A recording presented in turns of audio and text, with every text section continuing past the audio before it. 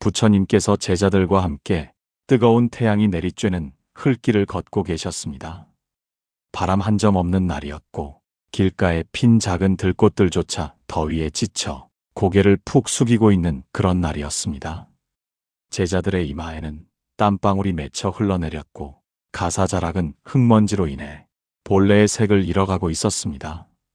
하지만 부처님의 발걸음은 마치 구름 위를 걷는 듯 가벼우셨고 그 표정은 깊은 호수처럼 고요하고 평온하기만 했습니다. 그때였습니다. 길 저편에서 잔뜩 화가 난 표정의 한 사내가 거칠게 발을 구르며 다가오고 있었습니다. 그는 마을에서 성격이 고약하기로 소문난 바라문이었는데 평소 부처님의 가르침을 못마땅하게 여겨 언젠가 한번 망신을 주겠노라고 벼르고 있던 자였습니다. 사내의 얼굴은 분노로 붉게 달아올라 있었고 입가에는 험한 말들을 쏟아내느라 거품이 희끗하게 맺혀 있었습니다. 그는 부처님의 앞길을 막아서더니 다짜고짜 손가락질을 하며 입에 담지 못할 욕설을 퍼붓기 시작했습니다. 당신이 깨달은 자라고? 사람들을 현혹하고 가정을 버리게 만들며 멀쩡한 이들을 거짓골로 만드는 위선자 주제에 당신이 하는 말은 모두 거짓이다. 당신은 도둑이며 사기꾼이고 이 사회의 병균 같은 존재다. 사내의 목소리는 쩌렁쩌렁하게 울려 지나가는 행인들의 발걸음을 멈추게 했고 나무 위에 앉아 쉬던 새들조차 놀라 푸드덕거리며 날아갈 정도였습니다. 부처님을 따르던 제자들의 얼굴이 순식간에 굳어졌습니다. 특히 부처님을 가장 가까이서 모시던 아난다는 치밀어 오르는 분노를 참지 못해 주먹을 꽉 쥐고 부들부들 떨었습니다. 스승을 향한 근거 없는 모욕과 저열한 비난을 듣고만 있는 것은 제자로서 도저히 참을 수 없는 고통이었기 때문입니다. 아난다가 막 앞으로 나서며 그 사내를 꾸짖으려던 찰나 부처님께서 조용히 손을 들어 아난다를 제지하셨습니다. 그리고는 마치 산들바람이 불어오는 듯한 지극히 평온한 눈빛으로 길길이 날뛰는 사내를 그저 바라보셨습니다. 사내는 부처님의 반응이 없자 더욱 약이 올라 얼굴을 들이밀며 더 심한 저주와 악담을 쏟아냈습니다. 그는 자신의 분노가 부처님을 동요시키고 화나게 만들기를 간절히 원했습니다. 하지만 부처님은 마치 투명한 거울처럼 그의 모습을 그저 비출 뿐 어떠한 감정의 파동도 일으키지 않으셨습니다. 한참 동안 혼자 소리를 지르던 사내는 점차 숨이 차오르고 목이 쉬어 더 이상 소리를 지를 수 없게 되었습니다. 제풀에 지친 사내가 거친 숨을 몰아쉬며 잠시 입을 다물자 그제야 부처님께서 나직하고 부드러운 목소리로 입을 여셨습니다. 여보게, 그대에게 한 가지 물어볼 것이 있다. 사내는 씩씩거리는 숨을 고르며 퉁명스럽게 대꾸했습니다. 무엇이냐? 내 말을 반박이라도 하겠다는 것이냐? 부처님께서 빙그레 미소를 지으시며 말씀하셨습니다. 그대 집에 손님이 찾아왔을 때 그 손님을 위해 음식을 정성껏 차려내온 적이 있는가? 당연하지. 나는 예의를 아는 사람이다. 손님이 오면 당연히 음식을 대접한다. 그렇다면 만약 그 손님이 그대가 차려온 음식을 먹지 않겠다고 한다면 그 음식은 누구의 것이 되는가? 사내는 뜬금없는 질문에 어이없다는 듯 코웃음을 치며 대답했습니다. 그야 물론 내 것이지. 손님이 먹지 않았으니 다시 내 차지가 되는 것이 아니냐? 그 뻔한 걸 질문이라고 하는가? 부처님께서는 고개를 끄덕이시며 사내의 눈을 깊이 응시하셨습니다. 그리고는 천천히 그러나 뼈에 사무치는 말씀을 건네셨습니다. 그렇다. 그 이치는 지금도 마찬가지다. 그대는 지금 내게 온갖 욕설과 비난이라는 음식을 차려왔다. 하지만 나는 그 음식을 한 입도 먹지 않았다. 나는 그대의 욕설을 받지 않았다.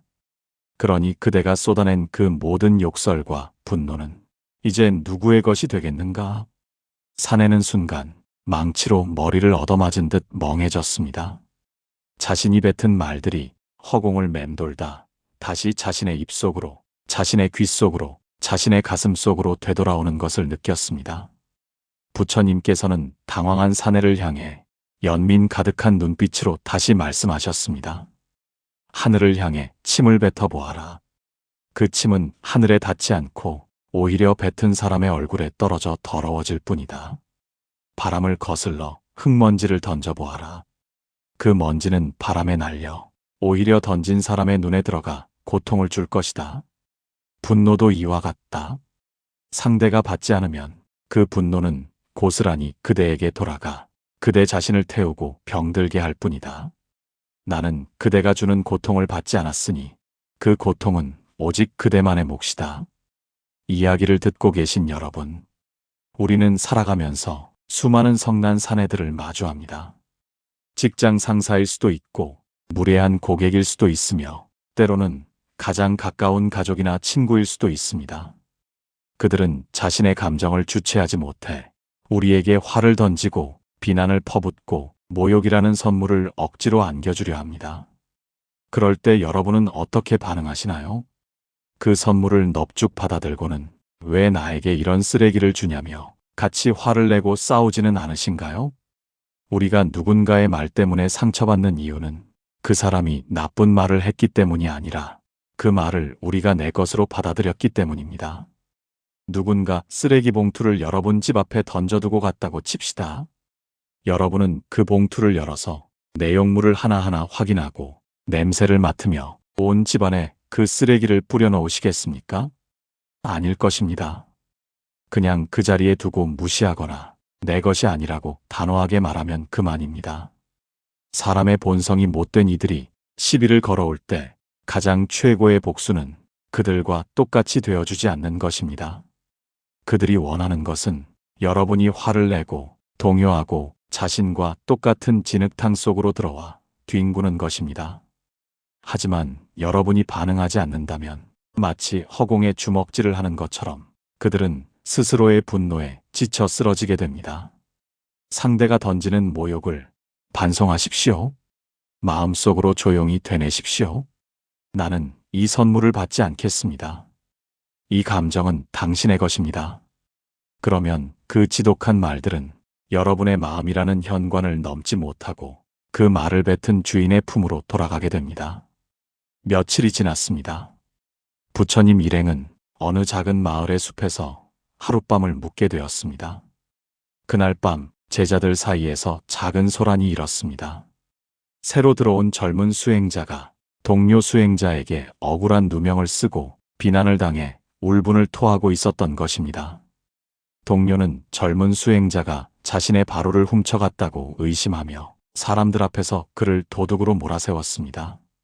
사실은 동료가 자신의 바로를 잃어버리고는 엄한 사람을 잡은 것이었습니다. 젊은 수행자는 억울함에 가슴을 치며 부처님께 달려와 하소연했습니다. 부처님, 저는 결코 훔치지 않았습니다. 하지만 저 사람은 제 말을 듣지도 않고 저를 도둑놈 취급하며 모욕했습니다. 제 명예가 땅에 떨어졌는데 어찌 참을 수 있겠습니까? 저도 똑같이 그 사람의 잘못을 들춰내어 망신을 주고 싶습니다. 그래야 공평하지 않겠습니까? 젊은 수행자의 눈에는 눈물과 도끼가 함께 서려 있었습니다. 부처님께서는 타오르는 모닥불을 바라보시며 조용히 나뭇가지 하나를 집어 드셨습니다. 그리고는 불 속에서 벌겋게 달아오른 숯덩이 하나를 나뭇가지로 굴려 꺼내셨습니다. 부처님께서 젊은 수행자에게 물으셨습니다. 여보게, 저 붉게 타오르는 숯덩이를 보아라. 만약 누군가 너에게 해를 끼치려 할 때 내가 그 사람에게 복수하기 위해 저 뜨거운 숯덩이를 맨손으로 집어 그 사람에게 던지려 한다면 가장 먼저 화상을 입는 사람은 누구이겠느냐? 젊은 수행자는 이글거리는 숯덩이를 바라보며 침을 꿀꺽 삼키고 대답했습니다. 그야, 그 숯덩이를 집어든 제 손이 가장 먼저 타버릴 것입니다. 부처님께서 고개를 끄덕이며 말씀하셨습니다. 그렇다. 상대방을 향한 분노와 미움은 마치 뜨거운 숯덩이와 같다. 너는 그것을 들어 상대에게 던져 고통을 주려 하지만 그것을 집어드는 순간 이미 너의 마음이 먼저 타들어가고 너의 평온이 먼저 재가 되어버린다. 상대가 너에게 진흙을 던졌다고 해서 너 또한 진흙을 손에 묻혀 던진다면 너의 손은 언제 깨끗해지겠느냐? 젊은 수행자는 고개를 떨구었습니다. 억울함은 여전했지만 자신의 마음속에서 타오르는 불길이 자신을 얼마나 괴롭히고 있었는지 비로소 깨닫게 된 것입니다. 부처님께서는 수행자의 어깨에 손을 얹으며 부드럽게 하지만 단호하게 덧붙이셨습니다. 못된 사람을 상대하는 방법은 그와 싸우는 것이 아니라 그를 불쌍히 여기는 것이다. 생각해 보아라. 어린아이가 떼를 쓰고 바닥에 누워 울며 부모에게 나쁜 말을 한다고 해서 부모가 그 아이와 똑같이 바닥에 누워 발을 구르며 싸우더냐? 아닙니다. 부모는 그저 아이를 안쓰럽게 바라보거나 아이가 진정될 때까지 기다려줍니다. 바로 그것이다. 마음이 성숙하지 못한 자들은 마치 어린아이와 같다. 그들은 자신의 욕심과 성냄을 조절할 줄 몰라 세상을 향해 투정을 부리는 것이다. 내가 만약 그들과 똑같이 화를 내고 다툰다면 너 또한 그들과 똑같은 어린아이가 되는 것이다. 어른이 아이의 투정에 대꾸하지 않듯 지혜로운 자는 어리석은 자의 시비에 다투지 않고 그저 바라볼 뿐이다. 그것이 진정한 승리니라. 이야기를 듣고 계신 여러분, 우리는 종종 눈에는 눈, 이에는 이라는 생각에 사로잡힙니다. 내가 당한 만큼 돌려주어야 속이 시원할 것 같고 그것이 정의라고 착각합니다. 하지만 부처님의 말씀처럼 복수를 위해 집어든 분노의 숫덩이는 가장 먼저 나를 태웁니다. 상대방을 미워하는 동안 우리의 혈압이 오르고 우리의 잠자리가 뒤숭숭해지며 우리의 입맛이 떨어집니다. 정작 그 못된 사람은 두 다리 뻗고 잘 자는데 말입니다. 이것만큼 억울한 일이 또 어디 있겠습니까? 누군가 상식 이하의 행동을 할 때 그 사람을 대등한 어른으로 보지 마십시오. 대신 마음속으로 이렇게 생각해 보세요. 아, 저 사람은 몸만 컸지 마음은 아직 기저귀를 찬 어린아이구나. 자기가 원하는 대로 안 되니 울고불고 떼를 쓰는구나.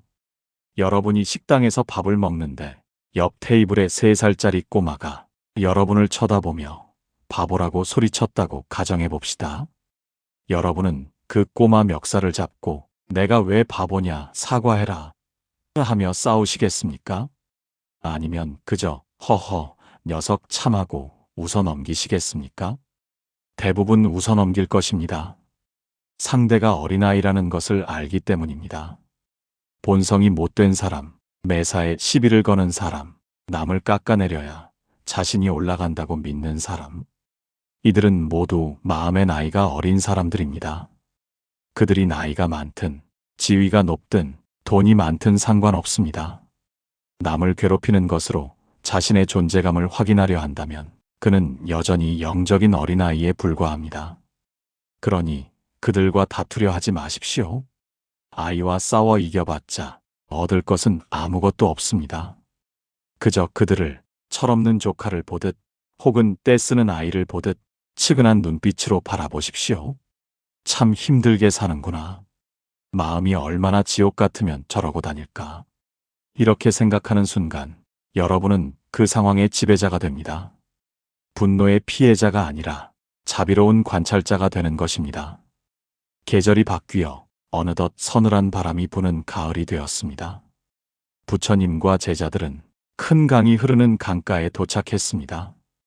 강물은 유유히 흐르며 햇살을 받아 반짝이고 있었고 강변에는 억새들이 바람에 몸을 맡긴 채 춤을 추고 있었습니다. 그때 화려한 비단 옷을 입고 수많은 하인들을 거느린 한 귀족이 강가에 나타났습니다. 그는 강을 건너기 위해 배를 기다리고 있었는데 자신의 배가 늦게 온다며 뱃사공에게 고래고래 소리를 지르고 심지어 채찍을 들어 사공을 때리려 하고 있었습니다. 주변에 있던 사람들은 모두 겁에 질려 숨을 죽이고 있었지만 부처님께서는 그 광경을 가만히 지켜보고 계셨습니다. 귀족은 자신의 화를 주체하지 못해 주변에 있던 부처님 일행에게까지 시비를 걸었습니다. 자신의 앞길을 막고 있다며 거짓대들이라며 비키라고 소리쳤습니다. 제자들이 길을 비켜주려 하자 부처님께서는 제자들을 멈춰 세우시고는 귀족을 향해 천천히 걸어가셨습니다.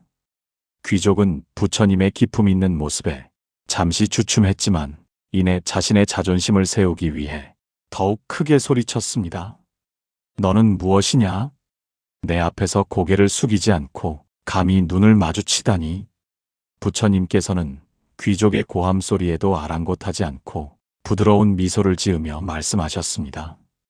여보게, 저 강물을 보게나. 귀족은 뜬금없는 말에 당황하여 얼떨결에 강물을 쳐다보았습니다. 강물에 거대한 바위가 있고 그 옆에 부드러운 목화솜이 떠내려간다고 해보세. 만약 자네가 칼을 들어 저 바위를 내리친다면 어떻게 되겠는가? 그야, 내 칼이 부러지거나 내 손목이 다치겠지. 그렇다면 떠내려가는 목화솜을 칼로 내리친다면 어떻게 되겠는가? 솜은 부드러우니 그냥 칼에 베이거나 칼날을 감싸고 흘러가겠지. 내 칼은 상하지 않을 것이다. 부처님께서 말씀하셨습니다. 세상의 이치도 그와 같다. 자네가 지금 그토록 화를 내며 자신의 힘과 권위를 과시하려 하는 것은 자신이 단단한 바위임을 증명하고 싶어서일 것이다. 하지만 세상의 온갖 시련과 사람들의 원망이라는 칼날이 날아올 때 가장 먼저 부서지고 상처 입는 것은 바로 그 단단하고 뻣뻣한 바위다. 진정으로 강한 자는 바위처럼 버티는 자가 아니라 목화솜처럼 부드럽게 받아넘기는 자다. 자네가 뱃사공에게 화를 내면 낼수록 자네의 마음속은 돌덩이처럼 굳어지고 결국 그 무게를 이기지 못해 고통의 강물 속으로 가라앉게 될 것이다.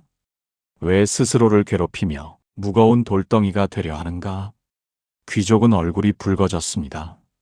지금껏 아무도 자신에게 이런 말을 해준 적이 없었기 때문입니다.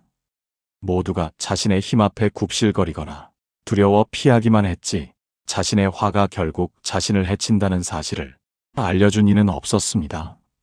부처님께서는 뱃사공을 가리키며 덧붙이셨습니다. 저 사공을 보라. 그는 자네의 채찍질 위협 앞에서도 묵묵히 노를 젓고 있다. 그는 자네의 분노라는 거센 물살을 그저 흘려보내고 있는 것이다.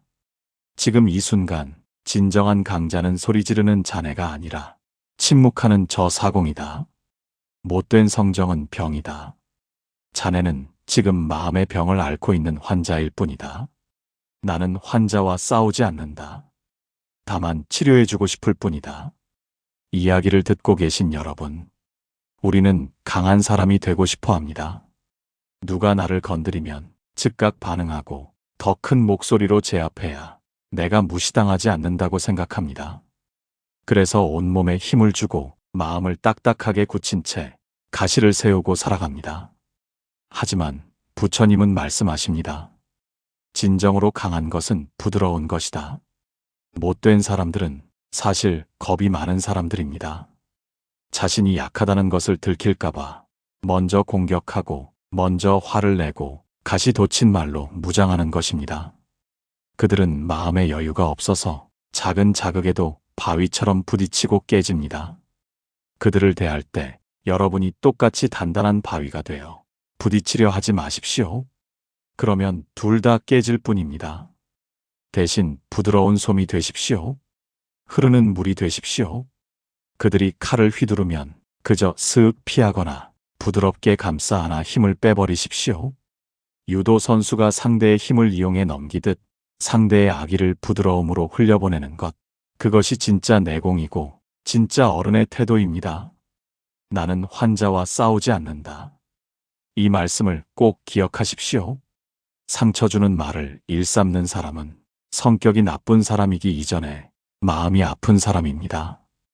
행복한 사람은 결코 남을 괴롭히지 않습니다.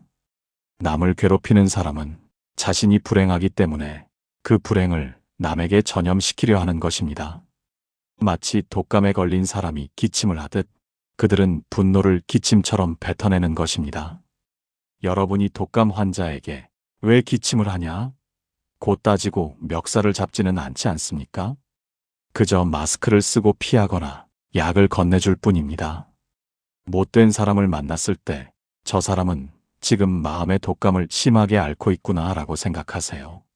그러면 분노 대신 연민이 생기고 다투고 싶은 마음 대신 피하고 싶은 지혜가 생길 것입니다.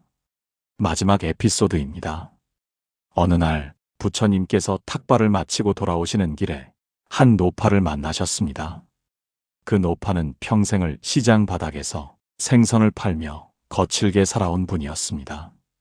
세파에 시달린 탓인지 노파의 말투는 가시 돋친 듯 날카로웠고 눈빛에는 세상을 향한 원망이 가득했습니다. 노파는 부처님을 보자마자 대뜸 소리를 질렀습니다. 사지가 멀쩡한 양반들이 일은 안 하고 남에게 밥이나 빌어먹다니 부끄럽지도 않소?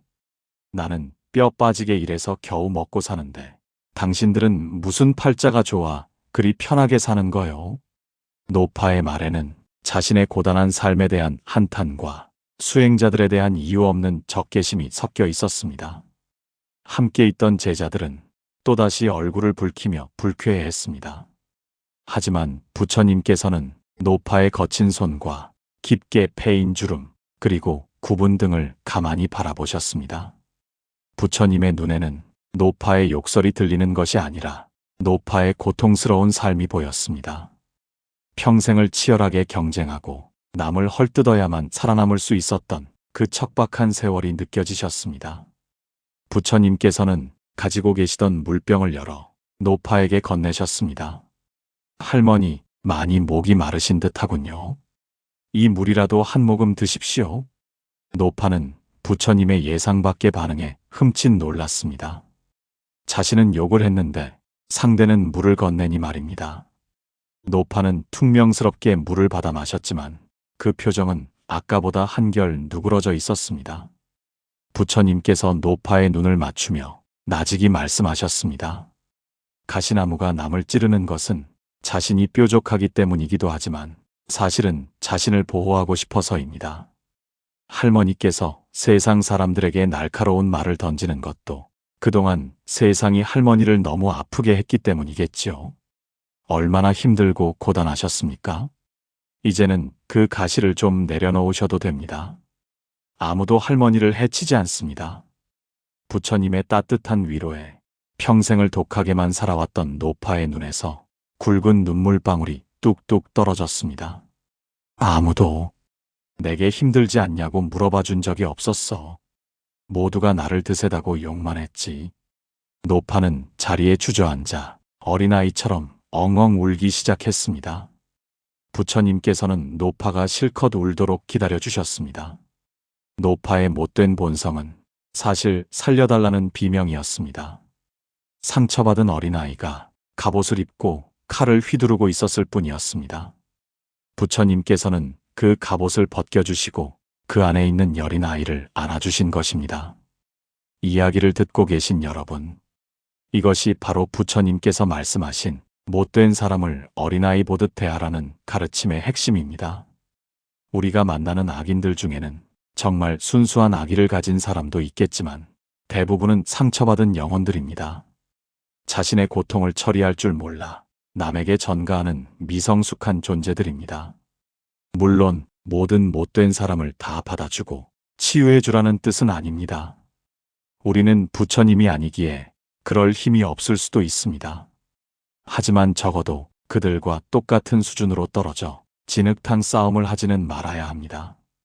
그것은 내 영혼을 다치게 하는 일입니다. 정리하겠습니다. 본성이 못된 사람과 마주쳤을 때 이 세 가지 마음의 도구를 꺼내십시오. 첫째, 반송입니다. 그들이 던지는 모욕의 선물을 받지 마십시오. 이것은 내 것이 아니다라고 선언하고 그 감정을 그들에게 돌려주십시오. 마치 텅 빈 배처럼 아무리 부딪혀도 소리가 나지 않게 하십시오. 둘째, 관찰입니다. 뜨거운 숯덩이를 집어들지 마십시오. 복수심은 상대를 태우기 전에 나를 먼저 태웁니다. 한 발자국 물러서서 저 사람이 지금 화라는 불길에 휩싸여 있구나 하고 제3자처럼 바라보십시오. 셋째, 연민입니다. 그들을 다 큰 어른이 아니라 몸만 커버린 어린아이 혹은 마음의 환자로 바라보십시오. 아픈 사람이 소리 지르는 것에, 화내지 않는 의사처럼 철없는 아이가 투정 부리는 것에, 동요하지 않는 어른처럼 넉넉하고 큰 마음으로 그들을 내려다보십시오. 여러분의 마음은 세상에 어떤 더러운 것이 던져져도 결코 더러워지지 않는 넓고 푸른 하늘과 같습니다. 진흙을 던지는 사람은 결코 하늘을 더럽힐 수 없습니다. 오직 자신의 손만 더럽힐 뿐입니다. 그러니 부디 못된 사람 때문에 여러분의 귀한 하루를, 여러분의 소중한 평온을 망치지 마십시오. 여러분은 그들보다 훨씬 더 크고 훨씬 더 지혜롭고 훨씬 더 행복할 자격이 있는 존재이기 때문입니다. 오늘 밤은 여러분을 괴롭히던 그 사람을 미워하는 마음 대신 측은히 여기는 마음으로 조용히 내려놓고 편안하게 잠드셨으면 좋겠습니다. 여러분의 삶이 늘 지혜의 향기로 가득하기를 바랍니다. 감사합니다. 고요한 울림이었습니다.